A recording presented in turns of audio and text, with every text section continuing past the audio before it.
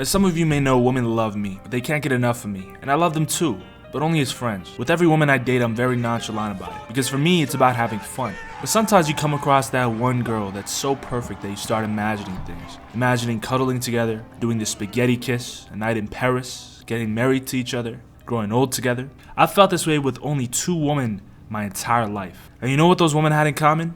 Their parents were rich. Like rich. And I'm not talking credit cards or family plans rich. Nah, I'm talking private jets, multiple mansions, personal drivers, liquidation of assets into art, multiple passports, generational wealth, money laundering, daddy works for the mafia, all that. I'm talking these women and their children and their grandchildren would never have to work a day in their life.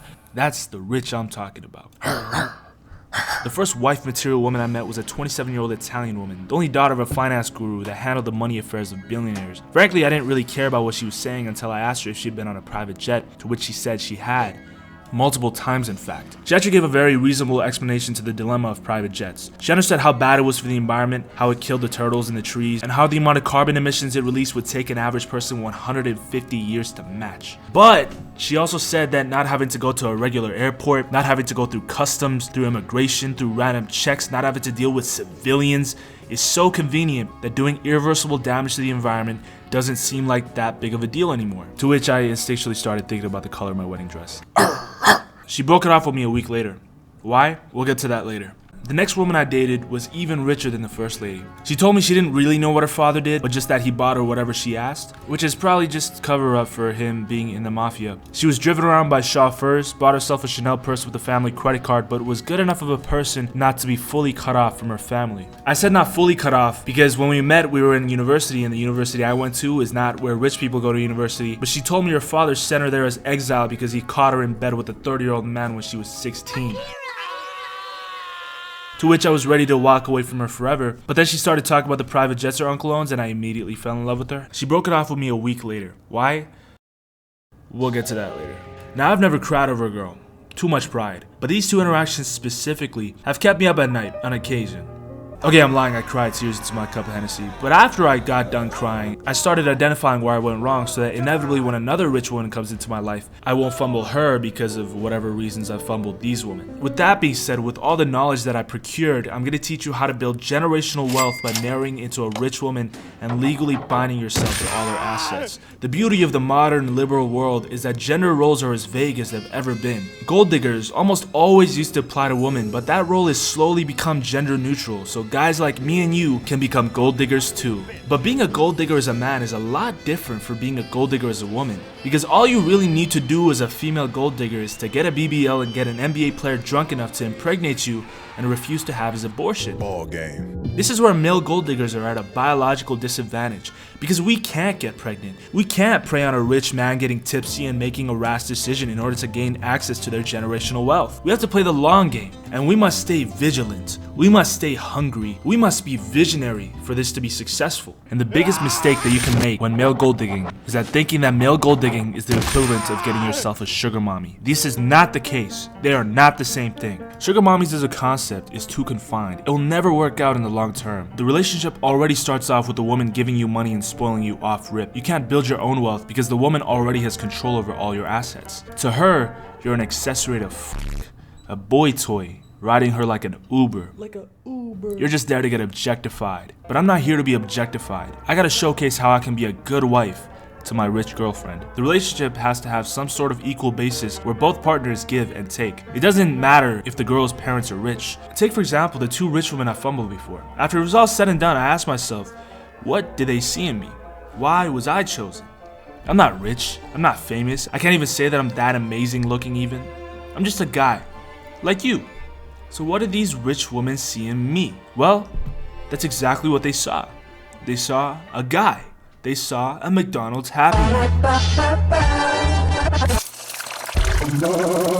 You see, the word to describe most young men is McDonald's, because most of us, we don't have assets, we don't have property. We look in the mirror after getting high and think, my life is fucked, and then get high all over again. We're at the McDonald's stage of our life cycle. And so every inkling of pussy a young man gets during this time period is a result of the strict degeneracy of the woman they get the pussy from. And maybe this is just me, right? But unless you're a degenerate, you only go to McDonald's out of convenience when you have nowhere else to go. Whether it's after a long road trip or a long night of partying, McDonald's is there when no one else is. Now ask yourself, when was the last time you went to McDonald's? What were the circumstances that led to that decision? You might have been chomping on one recently because you were stressed. You might be addicted to the summer drink deals because it's only $1 for an iced coffee right now. You might be one of those people that decided that you're gonna cut out McDonald's because you don't want to be a fat piece of shit anymore. But guess what? Regardless of whatever opinion you have about McDonald's, whether you think you're above it or not, you'll always end up at a McDonald's anyways. This is a universal experience that doesn't discriminate no matter how hard you try. Even the most beautiful woman in the world that you would think would never eat something so disgraceful because it would ruin her mystique, even they will end up at McDonald's chomping fries with their faded mascara. And I would gladly play the part of a McDonald's Happy Meal to a rich woman if it means I get to grab her assets at the end of the night. There's a hint of degeneracy that is involved in every McDonald's meal that all humans need to innately experience at least once in their life. Over fine dining institutions, over fancy buffets with endless topping, it is McDonald's that reigns supreme because it is able to understand that in that magic hour, even the elitist of elites will sit down and chew on their day-old fries. And I will be there no matter what. Most guys don't have it in them to run with it like I did, to embrace being a McDonald's Happy Meal, to let that degeneracy define them. They get bogged down in traditional gender roles, and to be honest, they all have the same talking points with other degenerate friends about their ideal woman, about how she has to be a pure, innocent Asian virgin, when in reality, let's be honest, you'll take what you can get. Me, I know what degeneracy is all about. I thrive in it. There's no smell of Chanel perfume here. It's just an oversized, smelly, secondhand Metallica t-shirt and fake silver chains I got from Amazon. Ice. But you might be asking, McDonald's is only a guilty pleasure food. No one in their right mind would have a long-term relationship with McDonald's unless they're gravely mentally ill. Well, you'll be right. Both of the women I dated had severe mental illnesses that I was unable to take advantage of because I was naive. Matter of fact, it was actually their mental illness that got me through the barrier of entry into their life. But just know that most of the rich people you'll meet in your life, if you're not rich, will be mentally ill, so anybody can get it. The hard part is keeping it, motherfucker. This is why I said to embrace being a McDonald's Happy Meal, not just McDonald's. I'm talking about the actual Happy Meal, because inside every McDonald's Happy Meal is a special toy for the kids to play with. A single toy itself doesn't have the longevity to keep the kid interested long term, but a new special toy every week, it makes the kid wonder what they're gonna get next. With dating a male gold digger in their apex that has mastered their inner McDonald's Happy Meal, you'll get an experience that triumphs money, status, power, logic, all that. This culture, it doesn't embrace degeneracy anymore. No one pulls a rabbit out of their hat, a coin out of their ear. Everyone just flexes the brand that's attached to their steering wheel now. Every woman that's liked me, they didn't like me for what I had. They liked me for what I said, what I made them feel. But the art of charm is gone. Even the McDonald's Happy Meals now have lost their unpredictable swag compared to the 90s and 2000s, when McDonald's was doing collabs with Pokemon and Sega handhelds. Now they just do pop sockets. Are you kidding? And so the reason I fumbled these women was not because of their degeneracy or my degeneracy. It was rather, to put it simply, I stopped being interesting. After I learned about their experiences with private jets, my animal instincts kicked in and I played the part of a dog waiting for approval from its owner. I fumbled my words, I lied about things in order to appease them, I stopped making reckless jokes, I stopped being my gold digger 90s 2000s McDonald's Happy Meal self. And so the final and most arguably important lesson I learned is that if you try to bullshit a woman with anything other than the truth, they'll know before you know that you're trying to bullshit them. What I realized is that in order to attract these rich women or anyone in general, I should only unequivocally be myself. And so the next time a rich woman comes into my life, I won't ask about her experiences with private jets.